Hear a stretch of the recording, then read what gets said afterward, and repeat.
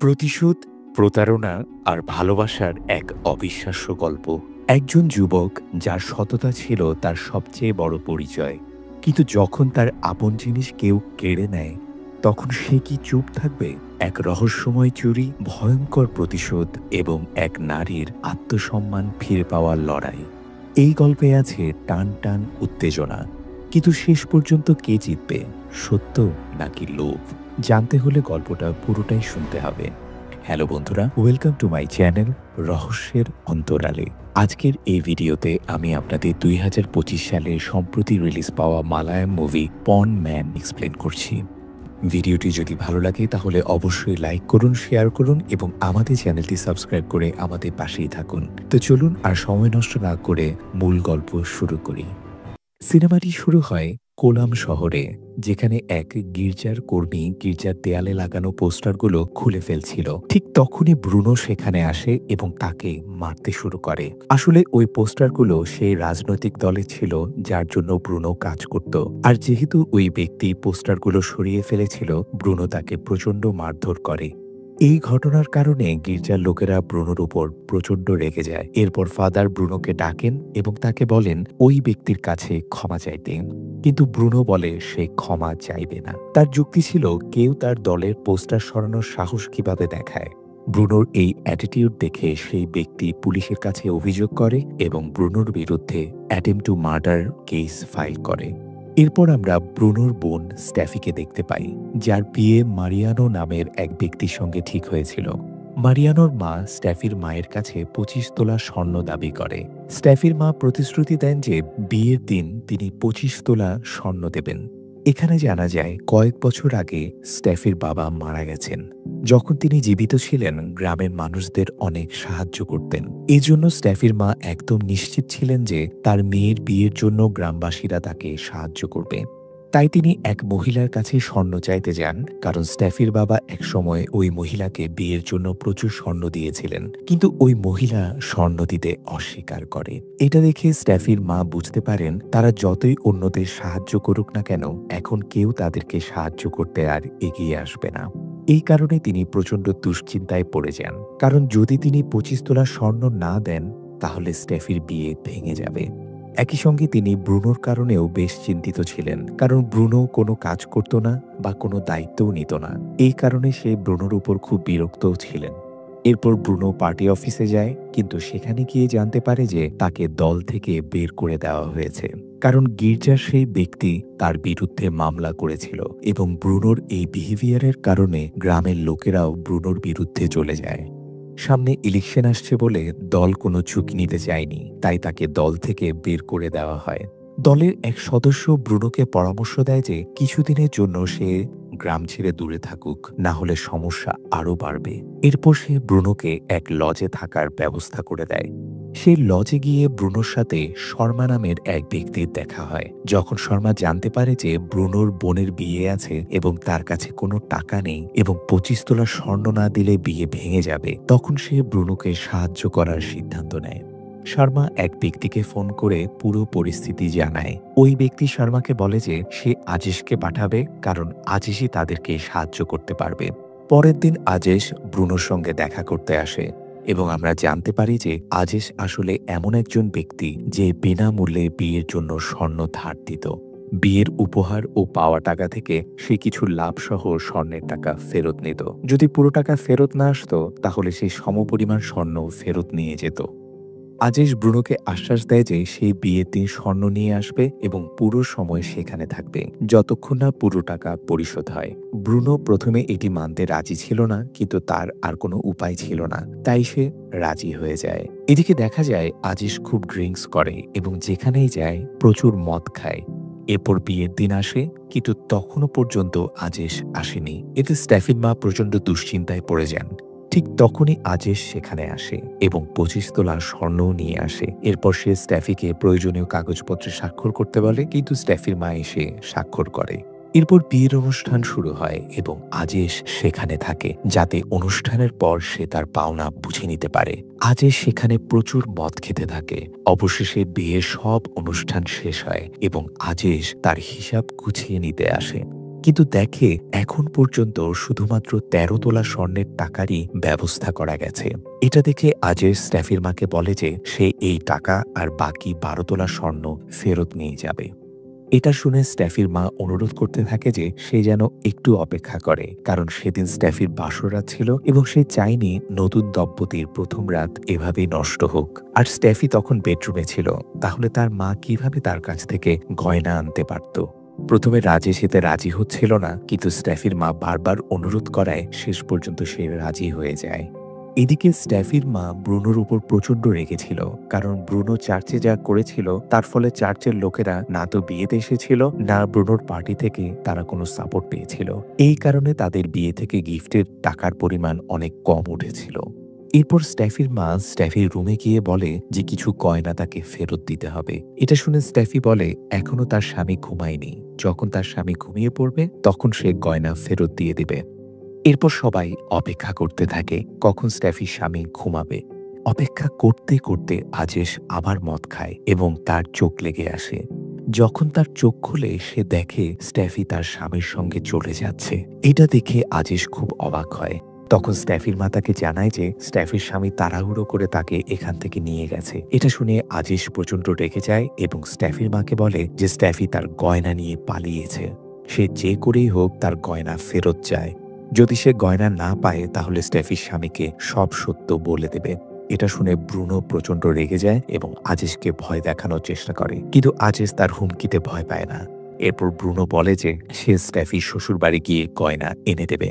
তবে আজেশ ব্রুনোর উপর আর বিশ্বাস করতে পারে না, তাই সে নিজেই সেখানে গিয়ে গয়না ফেরত আনার সিদ্ধান্ত নেয়।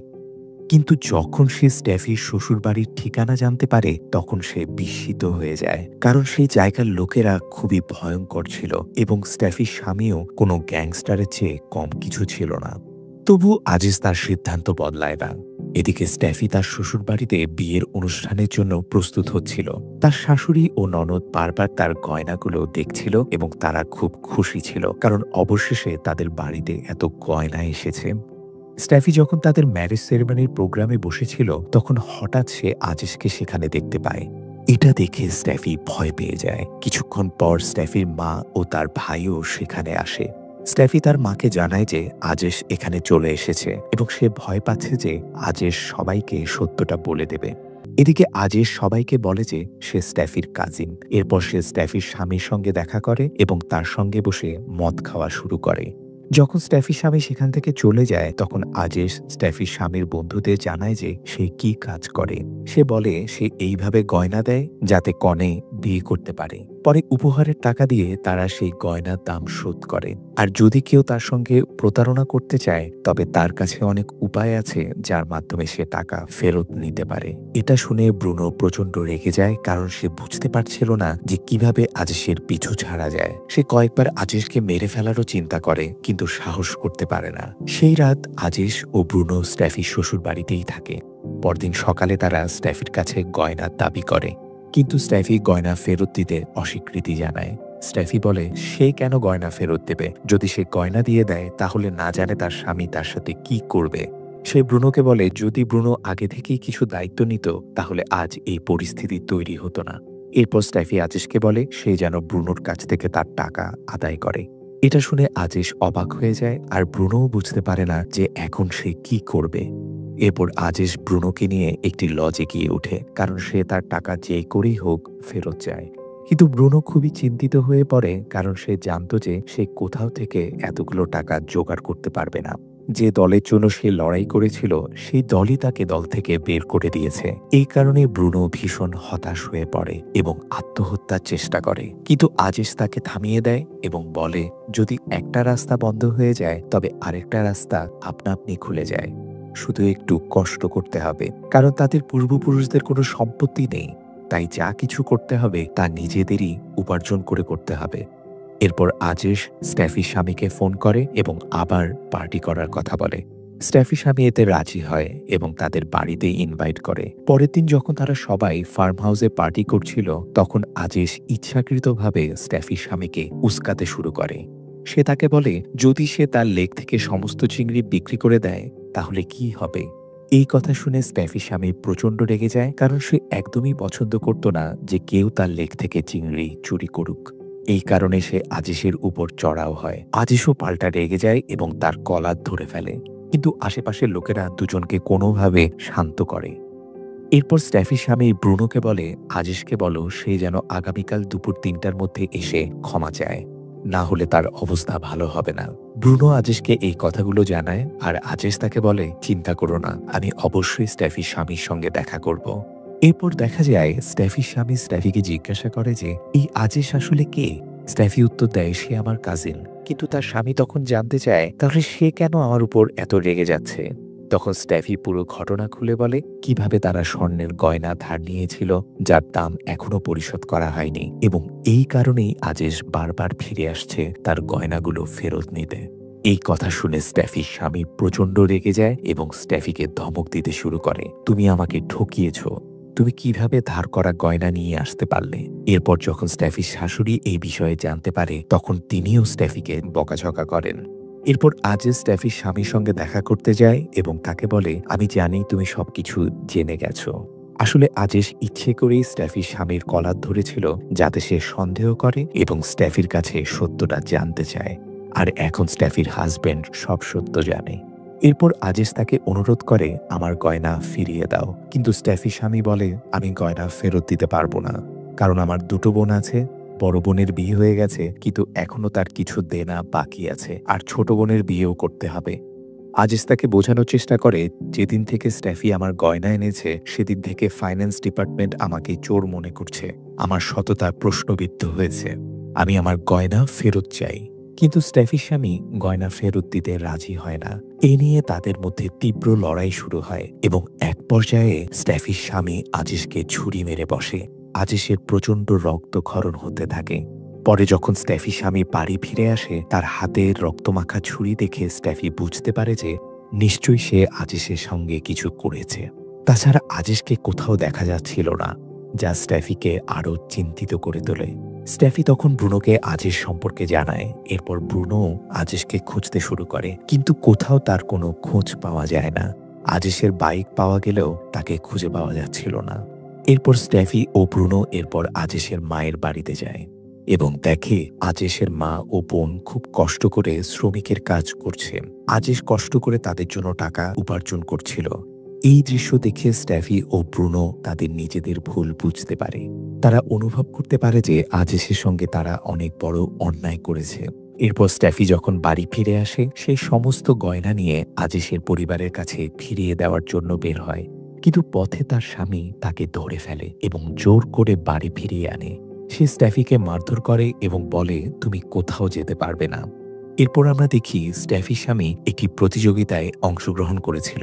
যখন সে প্রায় জিততে চলেছিল, তখন সে আজিজকে দেখে। তাকে দেখে সে হতবাক হয়ে যায়। আজিজ তখন বলে, আমি এত সহজে মরব না। এই কথা শুনে স্ট্যাফির স্বামী বলে, আমি তোমাকে মারতে চাইনি, যদি চাইতাম তাহলে এমনভাবে ছুরি মারতাম যাতে তুমি সেখানেই মরে যেতে। সে আজিজকে মেরে জেলে যেতে চায়নি, কিন্তু সে এটাও বলে, আমি তোমার গয়না ফেরত দেব না। আজিজ তখন বলে, আমি আমার গয়না না নিয়ে এখান থেকে যাব না। এরপর যখন স্ট্যাফি জানতে পারে যে আজিজ এখনো বেঁচে আছে, সে খুব খুশি হয়। সে আজিজকে জানায়, গয়নাগুলো আমাদের বাড়ির লকারে আছে। কিন্তু আজিজ বলে, আমি চুরি করে গয়না নেব না। যদি চুরি করতে পারতাম অনেক আগেই করে ফেলতাম। আমি কেবল তখনই গয়না নেব যখন তোমার স্বামী নিজে এসে গয়না আমার হাতে দেবে। এদিকে স্ট্যাফি ও আজিজের কথাবার্তায় বোঝা যায় যে তাদের একে অপরের প্রতি ভালোবাসার অনুভব তৈরি হচ্ছে। এর পরের দিন স্ট্যাফি তার শ্বশুরবাড়ির লোকজনের সঙ্গে একটি মেলার দিকে যাচ্ছিল। স্ট্যাফির শাশুড়ি তাকে বলে, সব গয়না পরে নাও। কিন্তু স্ট্যাফি বলে, আমি কেবল সেই গয়নাগুলোই পরব যেগুলোর দাম আমরা নিজেরা দিয়েছি। এই কথা শুনে স্ট্যাফির স্বামী প্রচণ্ড রেগে যায় এবং সে গয়নাগুলো নিজের কাছেই রেখে দেয়, কারণ তার মনে হচ্ছিল যদি তারা বাড়িতে না থাকে তবে আজিজ সেখানে এসে চুরি করতে পারে। কিন্তু ঠিক তখনই আজিজ তার সামনে এসে দাঁড়ায় এবং বলে, আমি চোর নই। এরপর স্ট্যাফি তার পরিবারের সঙ্গে মেলায় চলে যায়, যেখানে তার ছোট ননদের বিয়ে ঠিক হয়ে গেছে। কিন্তু স্ট্যাফি তার ননদকে বলে, তোমাকে কেউ জিজ্ঞাসা করেছে কি তুমি এই বিয়ে করতে চাও কিনা? সে ননদকে সতর্ক করে, ভালোভাবে চিন্তা করেই বিয়ের সিদ্ধান্ত নাও, কারণ বিয়ের পর একজন মেয়ের আর নিজের কোনো বাড়ি থাকে না, না শ্বশুর বাড়ি না বাবার বাড়ি, কেউ তার জন্য সবসময় পাশেও থাকে না। এই কথা বলে স্ট্যাফি তার ননদকে নিজের বালা উপহার দেয় এবং বলে সবসময় সুখে থেকো। অন্যদিকে আমরা দেখি আজেশ স্ট্যাফি স্বামী চিংড়ি লেকে চলে যায় এবং সেখানকার ড্যাম খুলে দেয়। এরপর সে স্ট্যাফির স্বামীকে ফোন করে জানায় যে তোমার কাছে থাকা গয়নাগুলোর দাম অন্তত 10 লাখ টাকা, কিন্তু যদি আমি এই লেকের সব পানি ছেড়ে দিই তাহলে তোমার সব চিংড়ি ভেসে যাবে এবং তোমার এর থেকেও বিশাল ক্ষতি হবে। এই কথা শুনে স্ট্যাফির স্বামী আতঙ্কিত হয়ে বলে, দয়া করে এটা করো না, আমি তোমার সব গয়না ফিরিয়ে দেব। এরপর সে আজেশের কাছে আসে এবং রাগের সঙ্গে গয়নাগুলো তার সামনে ছুঁড়ে ফেলে, সঙ্গে সঙ্গে ড্যামের গেট বন্ধ করে দেয়। কিন্তু এরপরই স্ট্যাফির স্বামী আজেশের উপর আক্রমণ করে এবং তাদের মধ্যে তীব্র লড়াই শুরু হয়। এই লড়াইয়ে আজেশ গুরুতর আহত হলেও সে গয়নাগুলো ছাড়তে রাজি হয় না। শেষ পর্যন্ত সে নিজের গয়না নিয়ে সেখান থেকে পালানোর চেষ্টা করে। ঠিক তখনই স্ট্যাফি স্বামীর লোকেরা সেখানে চলে আসে, কিন্তু ঠিক সেই মুহূর্তেও ব্রুনো এসে হাজির হয়। সে আজেশকে বলে, তুমি এখান থেকে চলে যাও, এদের আমি সামলে নেব। এরপর আজেশ নদীর ধারে চলে যায়, যেখানে সে দেখতে পায় স্ট্যাফি তার জন্য অপেক্ষা করছে। আজেশকে জীবিত দেখে স্ট্যাফি খুব খুশি হয়। আজেশ বুঝতে পারে যে স্ট্যাফি এখন তাকে সত্যিই অনেক পছন্দ করতে শুরু করেছে। তখন আজেশ স্ট্যাফিকে বলে, তোমার সৌন্দর্য এই গয়নাগুলোতে নেই। তুমি এমন একজন মানুষের সঙ্গে নিজের জীবন নষ্ট করো না যে তোমার মূল্যই বুঝে না, বরং তোমার নিজের পায়ে দাঁড়ানো উচিত। এই কথা শুনে স্ট্যাফি বুঝতে পারে যে আজেশ ঠিক বলছে। সে বলে, আমি আর আমার শ্বশুরবাড়িতে ফিরে যাব না। এরপর স্ট্যাফি ও আজেশ একসঙ্গে কোলাম শহরের উদ্দেশ্যে রওনা হয়, যাতে তারা নিজেদের নতুন জীবন শুরু করতে পারে। এভাবেই সিনেমাটি শেষ হয়। তো বন্ধুরা, মুভির গল্পটি কেমন লেগেছে আমাদেরকে অবশ্যই কমেন্ট করে জানান, এবং ভিডিওটি যদি ভালো লাগে তাহলে অবশ্যই লাইক করুন, শেয়ার করুন এবং আমাদের চ্যানেলটি সাবস্ক্রাইব করে আমাদের পাশেই থাকুন, কারণ আমরাই একমাত্র এই ধরনের ইন্টারেস্টিং ভিডিও নিয়ে আসি। ধন্যবাদ।